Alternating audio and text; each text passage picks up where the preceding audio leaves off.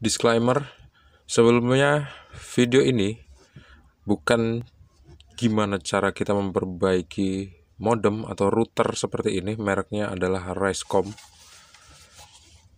Tapi ini adalah cerita yang bikin saya itu nggak bisa bikin video atau upload atau streaming beberapa hari, teman-teman. Lama gitu, udah sampai setengah bulan gangguan nggak selesai-selesai gitu. Untuk soal diperbaiki apa enggaknya itu nggak saya ceritain deh ya. Nyatanya saya harus ganti provider baru, teman-teman. Dan ini nggak berani saya bongkar, teman-teman, karena ini masih milik provider ya.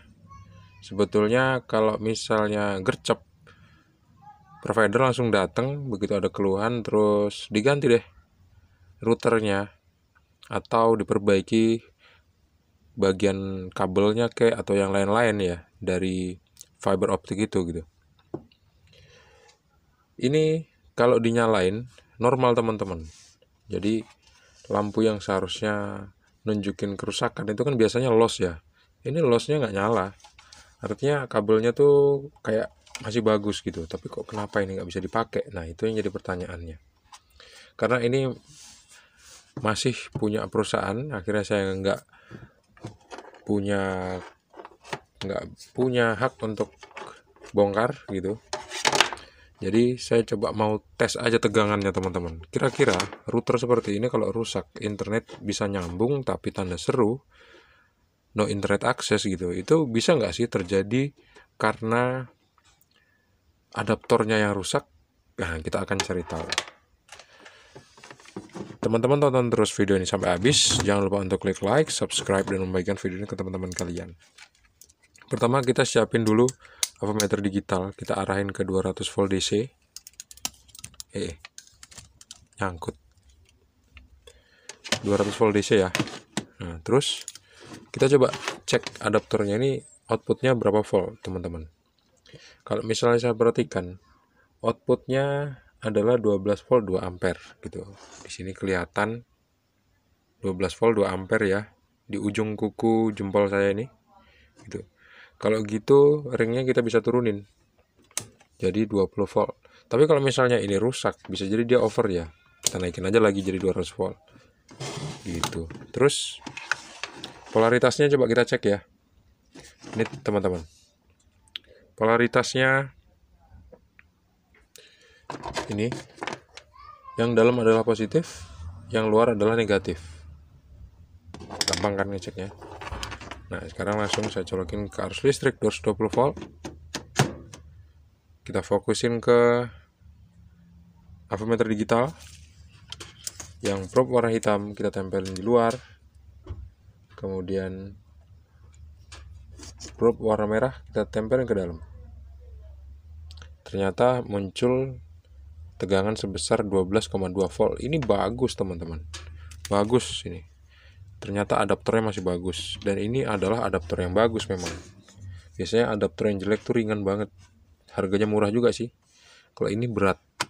Artinya komponennya, menurut pengalaman saya, komponennya lebih awet daripada yang ringan-ringan itu. Kalau yang ringan-ringan itu tuh murah banget harganya. Jadi 12 volt, 12,2 volt. Oh iya, lupa saya. Sekarang coba ya, saya colokin ke routernya. Nanti posisi router ini bakal nunjuk posisi router. Nanti router ini bakal nunjukin lampu-lampu mana aja yang hidup ya. Mungkin ini bisa menginspirasi teman-teman yang pengen pasang wifi di rumah. Lampu power hidup, teman-teman. Kemudian coba kita tunggu beberapa saat. Oke. Lampu yang lain nggak hidup. Kenapa kok lampu yang lain nggak hidup? Karena kabel optiknya dilepas, teman-teman. Jadi kabel optik ini harus dipasang supaya lampu yang lain hidup. Nanti lampu internet bakal hidup, lampu WLAN juga hidup. Ada 3 lampu biasanya. Internet sama WLAN. Tuh, ya. Setelah selesai kalibrasi, dia bakal nunjukin warna lampu merah di tulisan loss seperti ini. Artinya kabelnya lepas. Gitu ya. Sekarang WLAN-nya hidup. Tapi mati lagi. Hidup lagi, mati lagi. Dan sekarang dia hidup terus. Nah, kalau misalnya muncul lampu seperti ini, internet, misalnya teman-teman punya wireless ya, punya wifi maksudnya, punya wifi terus waktu connect ke handphone kok nggak ada internet gitu ya. Coba dilihat deh di routernya, lampu lossnya nyala nggak? Kalau lampu lossnya nyala, berarti kabelnya putus tuh, atau kabelnya rusak. Nah, buru-buru aja minta ganti, maksudnya buru-buru aja kabarin ke providernya supaya nanti diperbaiki, entah itu kabelnya, entah itu sambungannya, dan lain-lain teman-teman. Kita biasanya tinggal terima bersih aja ya. Nah, kalau misalnya lampu lossnya nyala seperti ini, itu biasanya internetnya pasti nggak ada ya, sinyalnya ada yang ada, sinyalnya aja yang ada, karena WLAN-nya hidup gitu. Wireless-nya bisa ketangkep di perangkat kita, bisa di handphone, bisa di laptop atau PC, ketangkep ada nama wireless kita, aduh beribet, ada nama wifi kita, tapi begitu kita connect nggak ada internet gitu, tanda seru, karena internetnya nggak ada teman-teman. Aturan kalau misalnya akses internet ada, internetnya masuk ya melalui kabel optik itu, lampu internet ini nanti bakal nyala gitu. Ini kan nggak nyala karena kabelnya nggak dipasang teman-teman, kayak gitu. Terus ada cara yang lain lagi, kalau misalnya wifi kita itu macet ya. Macet itu dalam arti wifi-nya connect tapi lambat gitu. Kita bisa matikan seperti ini. Ini ada tombol power on off ya. Ini kita bisa pencet, terus kita bisa on-kan lagi. Sekarang kita on-kan lagi, kita tunggu beberapa saat sampai semuanya nyala. Kalau misalnya pas posisi kabel optiknya nggak masalah ya, itu dalam waktu 2 menit biasanya udah bisa diakses lagi internetnya, udah normal lagi teman-teman.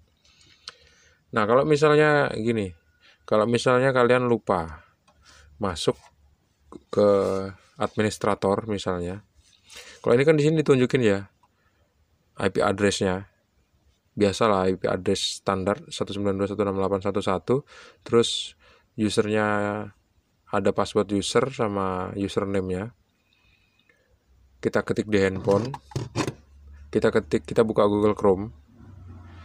Kalau misalnya kita ketikkan 192.168.1.1, 192.168.1.1, nanti dia bakal muncul wireless kita ini, alat perangkat kita ini di web browser kita yang ada di handphone atau PC. Kita pakai handphone aja lah ya, yang ada di handphone gitu. Nanti dia bakal muncul.